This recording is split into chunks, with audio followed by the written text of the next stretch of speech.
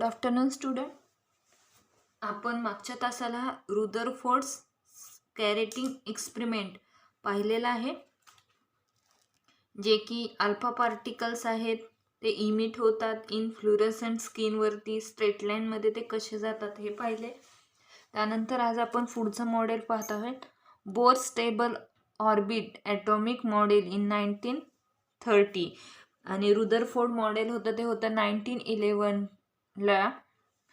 In the year 1913, Danish scientist Niels Bohr explained the stability of atom by putting fourth stable orbit atomic model. यांनी काय केले तर जे atomic model आहे ते कसे स्टेबल आहे हे त्यांनी एक्सप्लेन केले. The important postulates of Bohr's atomic model are as follows. Postulates म्हणजे त्याच्या थेअरी असेल किंवा त्याचे काही points, that is postulates. The electrons revolving around the atomic number lie in the concentric circular orbits at certain distance from the nucleus. Let's see. हे तुमचं काय आहे, न्यूक्लियस आहे. न्यूक्लियसच्या भोवती म्हणजे एक हा ॲटम आहे, ॲटममध्ये तुमचं न्यूक्लियस आहे. न्यूक्लियसमध्ये काय असतं, प्रोटॉन न्यूट्रॉन्स असतात. हे घेतले फॉर एक्झाम्पल सोडियम आहे. सोडियमचं हे तुमचं ॲटॉमिक आहे, ॲटम आहे. ॲटमच्या इलेक्ट्रॉन्स रिव्हॉल्विंग म्हणजे काय होतात तर इलेक्ट्रॉन्स रिव्हॉल्व होतात ॲटॉमिक न्यूक्लियस भोवती in a concentric circular orbit. Concentric circular orbit म्हणजे काय तर हे जे तुमचे ऑर्बिट आहेत ते काय होतात, सर्क्युल होतात. पण जे सर्क्युल होताना त्या दोन मधला जो डिस्टन्स आहे तो कसा आहे तर कॉन्सन्ट्रेटिक आहे. कॉन्सन्ट्रेटिक म्हणजे दोन्ही मधला, आता ह्या दोन सेल काढल्या, दोन सेलमधला डिस्टन्स हा कॉन्स्टंट आहे, एकसारखाच आहे. त्यानंतर आपण एखादी सेल अजून बाहेर काढली तरी त्याचा डिस्टन्स हा पहिल्या दोन सेलशी इक्वल आहे.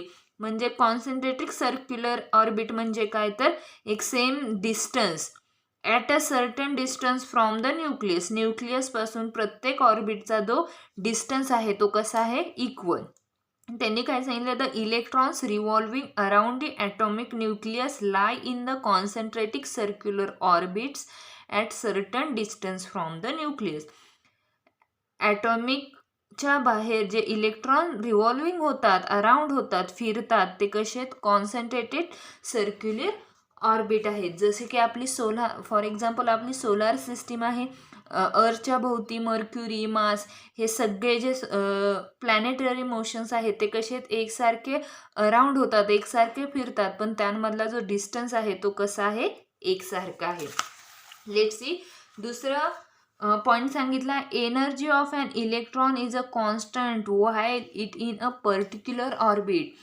हा तुमचा पहिला ऑर्बिट आहे. या ऑर्बिटमध्ये एक इलेक्ट्रॉन आहे.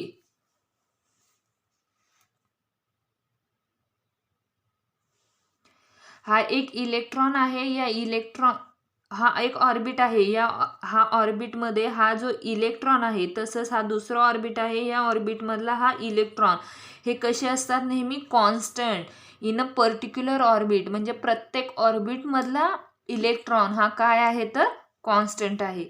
When an electron jumps from an inner orbit to an outer orbit, it absorbs energy equal to the difference of its energy level. आता हे तुमचं पहिल्या ऑर्बिटमधला इलेक्ट्रॉन आहे आणि हा सेकंड ऑर्बिटमधला. हा पहिल्या ऑर्बिटमधला इलेक्ट्रॉन सेकंड ऑर्बिटमध्ये ज्यावेळी जम्प करतो त्यावेळी तो काय करतो, एनर्जी ॲब्सॉर्ब करतो. एनर्जी ॲब्सॉर्ब म्हणजे घेतो. म्हणजे हा पहिल्या ऑर्बिटमध्ये जर एनर्जी 10 असेल आणि सेकंड ऑर्बिटमध्ये जर एनर्जी 5 असेल तर हे काय होतं, मायनस होती, म्हणजे कमी होती. म्हणजे पहिल्या ऑर्बिट ज्यावेळी सेकंड ऑर्बिटमध्ये जम्प करतं त्यावेळी ते एनर्जी काय करतं, ॲब्सॉर्ब.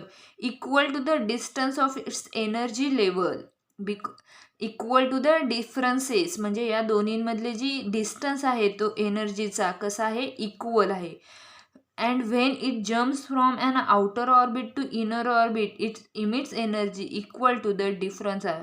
आणि ज्यावेळी हे बाहेरून आत जातं त्यावेळी सुद्धा त्याची एनर्जीची इमिट्सी कशी असते, इक्वल असते.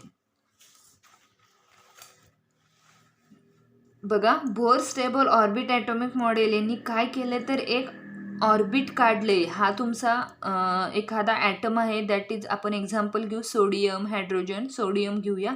या ऑर्बिट भोवती जे काही, या ॲटम भोवती जे काही ऑर्बिट आहेत, त्यांनी 1 2 3 4 असे ऑर्बिट काढलेत आणि त्याला त्यांनी नाव दिले के शेल, यल सेल, यम आणि यन.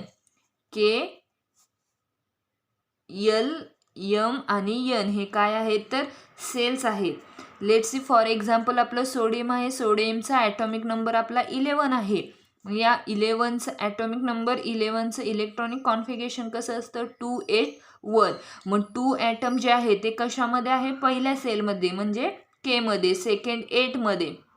8 काय आहे यल सेलमध्ये आणि 1मध्ये काय आहे तर यम. हे काय आहे, के ची व्हॅल्यू 2, यलची व्हॅल्यू 8 आणि यमची value 1. That is the Bohr stable orbit in atomic model. Some more atomic models were put forth after Bohr's atomic model. असेच अजून काही ॲटॉमिक मॉडेल्स आहेत ते बोर्सच्या नंतरही डिस्कवर झाले.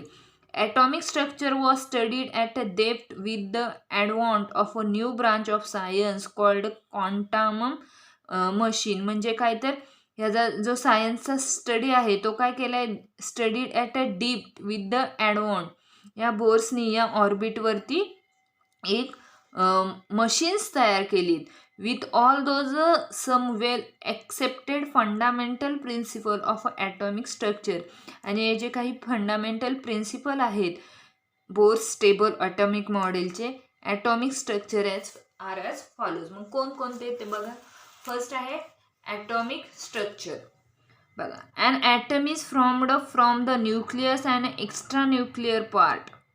ॲटम जो आहे तो हा तुमचा ॲटम आहे. या ॲटममध्ये फर्स्ट असतं न्यूक्लियस आणि न्यूक्लियस बरोबर हा जो बाहेरचा भाग आहे तो काय आहे तर एक्स्ट्रा न्यूक्लिअर पार्ट. काय आहे extra. These contain 3 types of a some atomic particles. यामध्ये सुद्धा 3 सब ॲटॉमिक पार्टिकल्स आहेत. Let see. फर्स्ट आहे आपला न्यूक्लियस.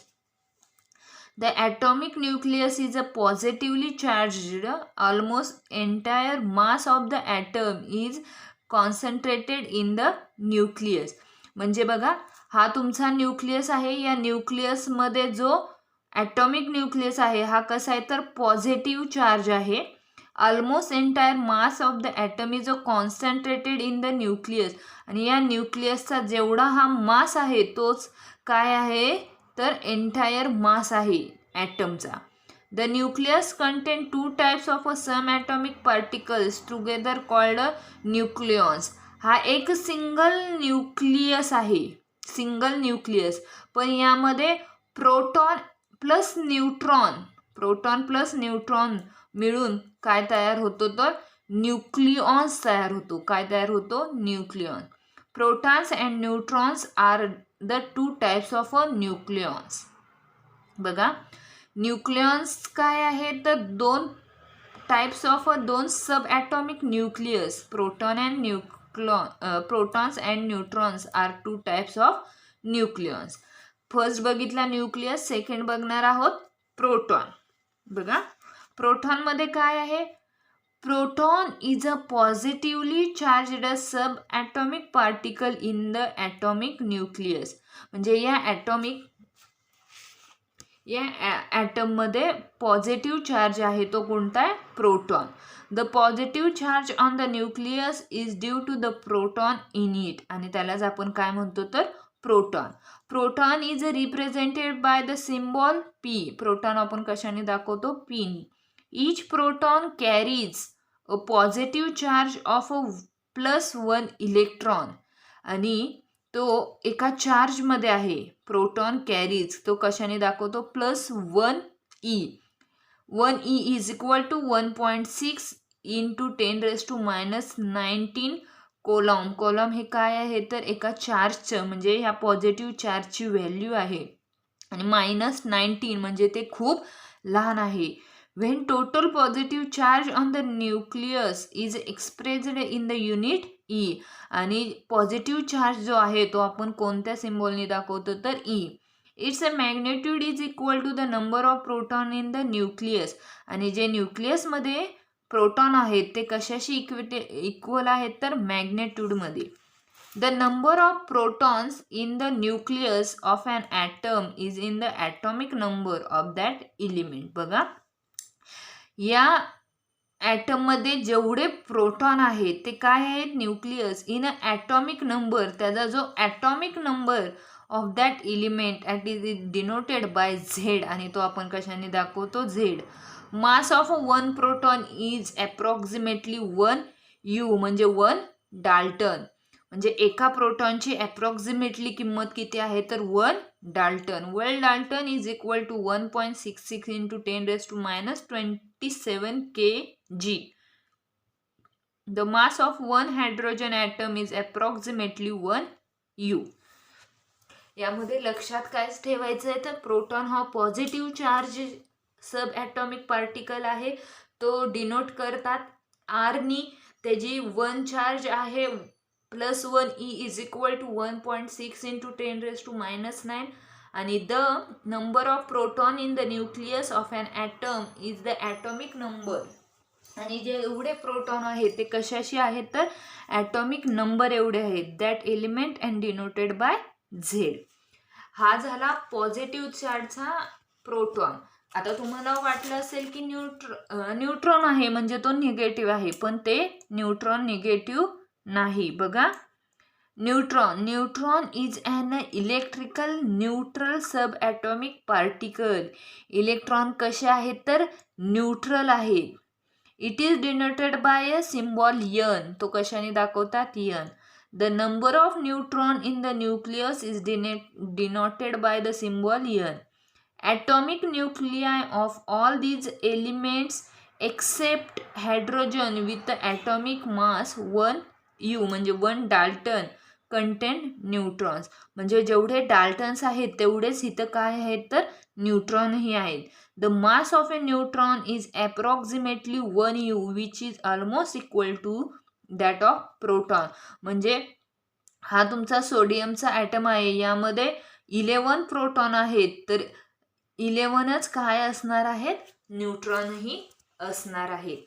जेवढे प्रोटॉन आहेत तेवढेच न्यूट्रॉनही आहेत. लक्षात ठेवा फक्त, neutron is an electrically neutral. तो कसा आहे, इलेक्ट्रिकली न्यूट्रल आहे. डिनोटेड करतात Nनी. न्यूट्रॉन्स इज अप्रॉक्सिमेटली 1 U, म्हणजे 1 डाल्टन, आणि it is almost equal to the proton. आता बघा, त्यानंतर पुढचा पॉईंट आहे आपला extra nuclear part.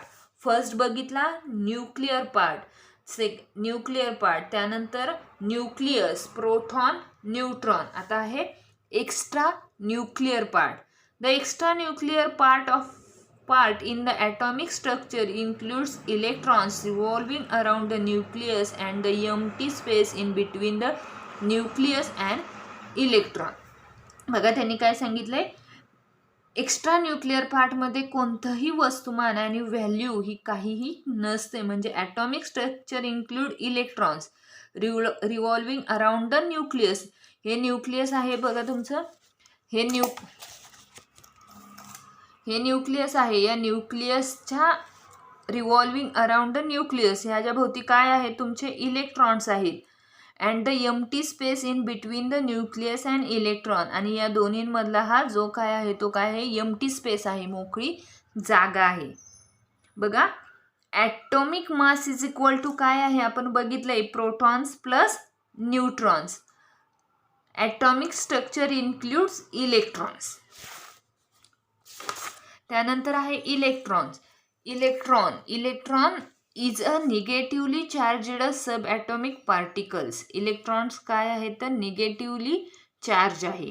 It is denoted by symbol E. It is denoted by symbol E. Each electron carries 1 unit of negative charge. आणि एका इलेक्ट्रॉनला काय देतात तर मायनस साईन देतात, मायनस चार्ज देतात. मास of an electron is a 1800 times less than that of a hydrogen atom. आणि electron हा खूप लहान आहे, हायड्रोजन ॲटमपेक्षा सुद्धा खूप लहान, खूप लहान आहे. Therefore the mass of an electron can be treated as a negligible. आणि ते कसं आहे, निग्लेजिबल आहे इलेक्ट्रॉनचं mass. Electron is in the extra nuclear part revolve in the district orbit around the nucleus. आणि इलेक्ट्रॉन हे काय आहे तर एक्स्ट्रा न्यूक्लिअर पार्टच्या रिव्हॉल्व म्हणजे फिरत असतं around the nucleus. The orbit billing 3 dimensional in a nature. आणि ह्याचं जे इलेक्ट्रॉनचं जे ऑर्बिट आहे ते कसं आहे 3 डायमेन्शनल इन नेचर आहे. A term shell is used in a stead of that term orbit. म्हणजे ह्या ज्या काही सेल तयार होतात त्यालाच आपण काय म्हणतो तर orbit. The energy of an electron is determine the shell in which it is present. आणि इलेक्ट्रॉनची एनर्जी काढायची असेल तर आपण या शेलचा वापर करत असतो. The number of electron in the extra nuclear part is equal to the number of proton. म्हणजे जेवढे प्रोटॉन आहेत तेवढेच काय आहेत तर इलेक्ट्रॉन आहेत. आणि या दोन्हीपासूनच आपल्याला इलेक्ट्रिकल न्यूट्रल हा चार्ज मिळत असतो. काय मिळतो, इलेक्ट्रिकल न्यूट्रल हा चार्ज.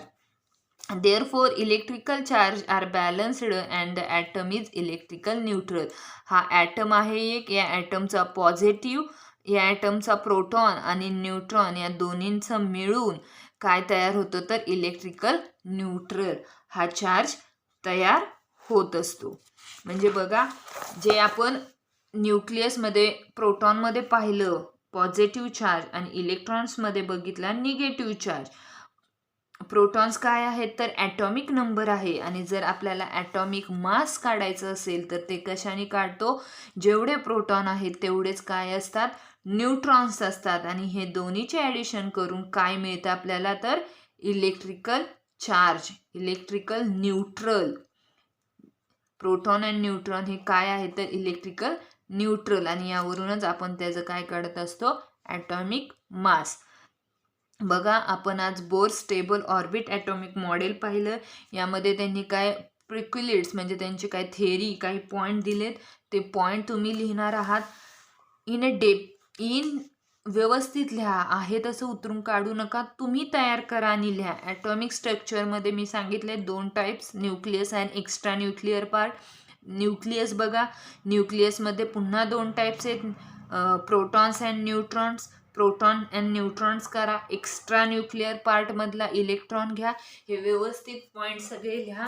स्ट्रक्चर करा और ॲटॉमिक ऑर्बिट ऑफ ॲटॉमिक मॉडेलचं. आणि जो काही त्यानंतरचा आपला जो काही पॉईंट आहे डिस्ट्रीब्युशन ऑफ इलेक्ट्रॉन्स हा आपण उद्याच्या तासाला पाहूया. त्याआधी तुम्ही यूज अवर ब्रेन पॉवर आणि हे मी सांगितलेला होमवर्क हा तुम्ही करा.